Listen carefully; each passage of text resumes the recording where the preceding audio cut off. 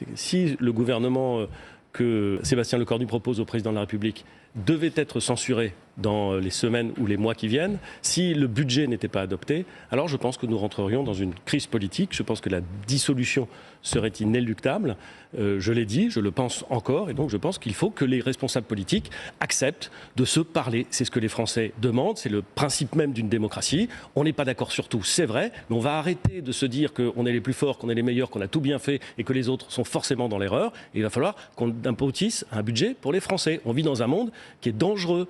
On vit dans un monde qui est dangereux, on vit dans un monde où les Français ne vont pas bien. Je vous assure qu'ils ont envie qu'on passe à quelque chose au minimum stable. J'espère que tous les responsables politiques se montreront à la hauteur des enjeux et que tous ceux qui ont eu la culture du gouvernement, de LR jusqu'à la gauche social-démocrate, réussiront à se parler et non pas à tomber d'accord. Ils ne tomberont pas d'accord, ils ne seront pas d'accord sur les mêmes choses. Je ne vais pas devenir d'accord avec les socialistes demain, ça n'est pas vrai. Mais peut-être, pour éviter que la France aille plus mal, peut-on s'entendre pour faire un bout de chemin, chacun sur ses convictions, pour essayer d'avoir une situation à peu près correcte. Encore une fois, c'est l'intérêt de la France. Il y a un moment où il faut qu'on sorte un peu de l'intérêt du parti, un peu de l'intérêt des candidatures pour avancer ensemble.